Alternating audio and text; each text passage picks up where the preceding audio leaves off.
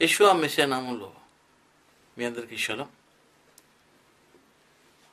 నా పేరు రాజ్ కుమార్.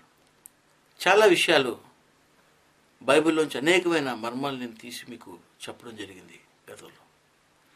సో ఈరోజు ఒక అంశంపై నేను మీ ముందుకు వచ్చి ఉన్నాను. ఎందుకంటే చాలామంది ఈ పరిశుద్ధ గ్రంథంలో చాలామంది తప్పులు పట్టడం వారికి అలవాటైపోయింది. ఎందుకంటే పూర్తిగా వారికి అవగాహన లేకపోవడమే, ఈ పరిశుద్ధ గ్రంథంపై పూర్తిగా అవగాహన లేకపోవడమే వాళ్ళకి బైబిల్ మీద రకరకాల అపోహలు బయలుదేరుతున్నాయి. అసలు బైబిల్ క్షుణ్ణంగా అర్థమైతే అప్పుడు మిగతా విషయాలపై వారు మాట్లాడడానికి కూడా బాగుంటుంది. బైబిల్ పూర్తిగా ఎవరికి అర్థం కాదు, దానికి చాలా సమయం పడుతుంది. నేను మీకు ఒక విషయం చెప్పాలనుకుంటున్నాను. అదేంటంటే, దేవుడికి రూపం లేదని చాలామంది చెప్తున్నారు. దేవుడికి రూపం లేదని చాలామంది చెప్తున్నారు. మరి అది నిజమేనా? ఎలాగ సాధ్యమండి ఇది? దేవునికి రూపం లేదు. పిచ్చివాళ్ళరా, దేవునికి రూపం ఉంది. ఆయన నరావతారిగా జన్మించాడు.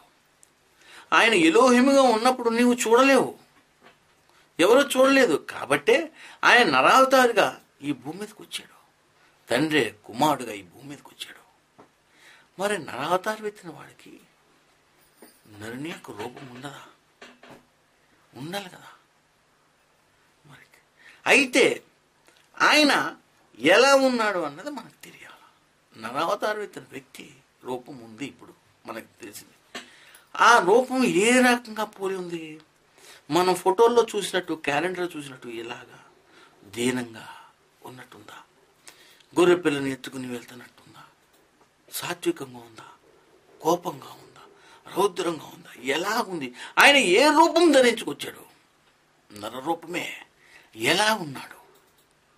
మరి దీనికి సాక్ష్యాధారాలు ఏది సత్యం? మనం ఎందులో నమ్మాలి? బైబిలే మనకి సత్యం. ఆ బైబిల్లో మనం చూసినట్లయితే ఆయన రూపం ఎలా కలిగి ఉన్నాడు కూడా మనకి చాలా స్పష్టంగా అర్థమవుతుంది. యెషయా గ్రంథం 53వ అధ్యాయం 1వ వచనం నుంచి 4వ వచనం దాకా చదివితే చాలా స్పష్టంగా ఆయన ఏ రూపం కలిగి ఉన్నాడు, ఆయన ఎలా ఉన్నాడు అన్నది చాలా స్పష్టంగా ఉంది. చదువు. మేము తెలియజేసిన సమాచారము ఎవడు నమ్మెను? యెహోవా బాహువు ఎవనికి బయలుపరచబడును. లేత మొక్క వలెను. చూడండి, లేత మొక్క వలెను, ఎండిన భూమిలో మొలిచిన మొక్క వలెను అతడు ఆయన ఎదుట పెరిగెను. అతనికి స్వరూపమైనను సొగసైనను లేదు. చూడబ్బా, ఆయనకి స్వరూపమైనను సొగసైన లేదు. అంటే అందము లేదు, ఆకారము లేదు. స్వరూపమైన సొగసైన అందమైనను వారికి ఆయనకి లేదంట. మనం అతనిని చూచి అపేక్షించినట్లుగా అతని యందు స్వరూపము లేదు. మీకు అర్థమైందా? అతని యందు ఏది మాత్రం స్వరూపము లేదు. అతడు తృణీకరింపబడిన వాడుగాను, ఆయన మనుషుల వలన విసర్జించబడిన వాడుగాను, వ్యసనాక్రాంతుడుగాను, వ్యాధిని అనుభవించేవాడుగాను, ఆయన మనుషులు చూడనొల్లని వాడుగాను ఉండెను. చూడండి, ఈ రకంగా ఆయన ఉన్నాడు. ఏ రకంగా ఉన్నాడంటే మనుషుడు చూడలేకపోతున్నాడట. అమ్మో, నువ్వు వచ్చావా? వ్యసనాక్రాంతుడు అంటే ఏంటో తెలుసా మీకు?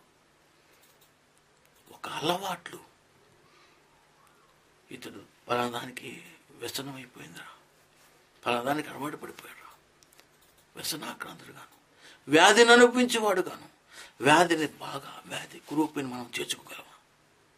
వ్యాధిని అనుభవించేవాడు వచ్చాడు కాబట్టి నువ్వు యూదులకు రాజువా అన్నారు. నువ్వు ఇలా ఉన్నావు, యూదులకు రాజంటే పెద్ద అంగి అన్ని బోల్డ్ ఆర్భాటం ఉండాలి కదా. నువ్వు ఏంటి ఇలా ఉన్నావు? నువ్వు యూదులకు రాజువా? ఎందుకంటే వారు చూసింది వేరే, వచ్చినోడు వేరే. మరి ఎలాగిది సాధ్యం? ఇది ఎలా సాధ్యం? బైబిల్ చెప్తుంది ఆయనకి స్వరూపము సొగసైన లేదు అని. బాధను అనుభవించడానికి వచ్చాడు. మన అతిక్రమ క్రియలు బట్టి అతను నలుగు కొట్టబడాను. మన సమాధానమైన శిక్ష అతని మీద పడాను. అసలు ఆయన ఎలా వచ్చాడో తెలుసా? ఇలా అందంగా రాలేదండి. రోమపత్రిక మనం చదివినట్లయితే రోమపత్రిక 8వ అధ్యాయం 4వ వచనం. శరీరమును అనుసరింపక ఆత్మను అనుసరించి నడుచుకొని మన యందు, శరీరము అనుసరింపక ఆత్మను అనుసరించి మన యందు ధర్మశాస్త్ర సంబంధమైన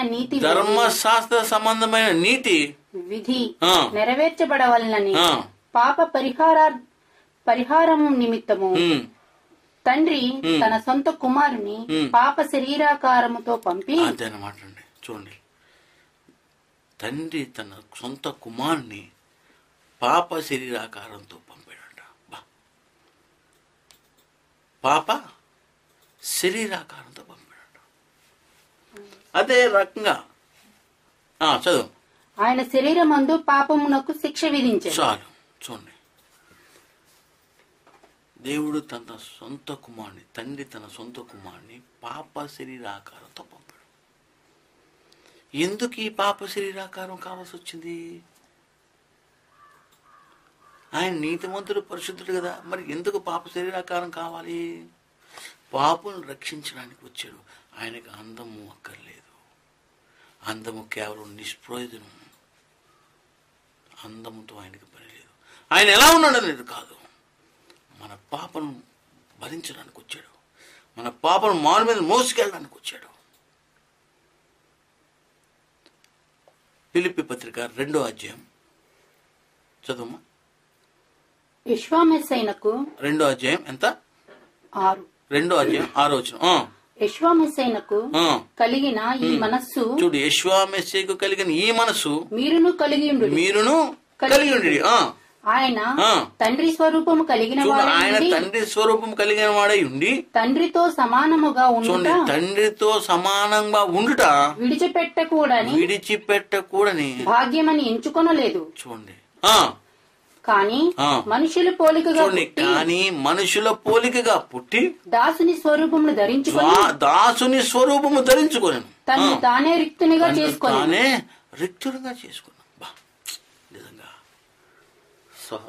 సహోదరి, అనేక మాటలు మన బైబిల్ చదువుతున్నప్పుడు చాలా విషయాలు మనకు బయలుపడతాయి. చాలా మంది మూర్ఖులు ఆయనకు రూపం లేదన్నాడు. అది ఆ పరలోకం తండ్రిగా ఉన్నప్పుడు, పరలోకంలో ఉన్నప్పుడు, పరలోక రాజ్యం వేరు, పరలోకం వేరు. పరలోకంలో తండ్రిగా ఉన్నాడు, పరలోక రాజ్యంలో కుమారుడిగా మన ముందుకు వచ్చాడు. పరలోకం ఆయన పైన, పరలోక రాజ్యము ఈ భూమి మీదే. పరలోకం వేరు, పరలోక రాజ్యం వేరు.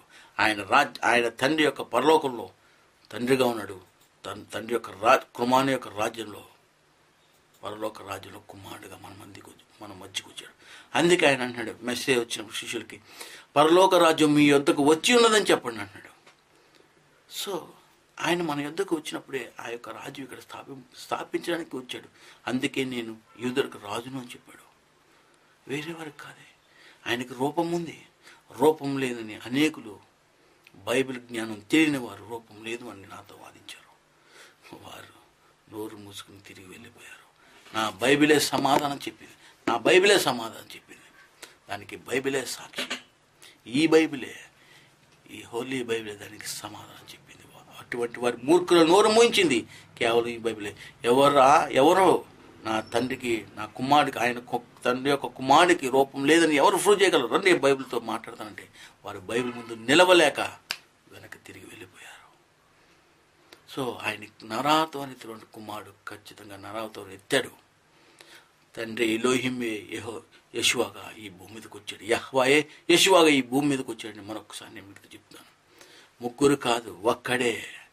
మీ తండ్రి ఒక్కడు తప్ప వేరొకడు ఎలోహిం లేడు అని చెప్తున్నాడు. సిస్టర్స్ అండ్ బ్రదర్స్, మీరు చక్కగా బైబిల్ని చదవండి.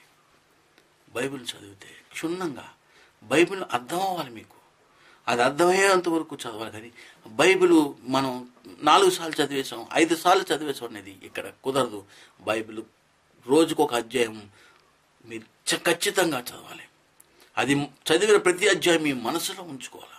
మీ మనసులో ఉన్నప్పుడే అది మీకు అర్థమవుద్ది.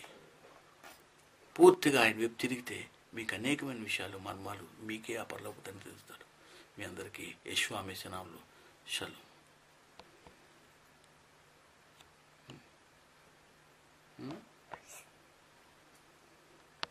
చెప్పవేరా బాబా, మోగోళ్ళలాగా అలాగా ఉంటాడు, అంతా వచ్చేస్తుంది. కానీ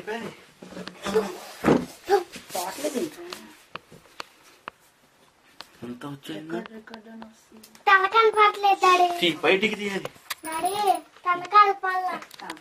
ఏం తెచ్చాడు దేవుడు. ప్యారీ అమ్మ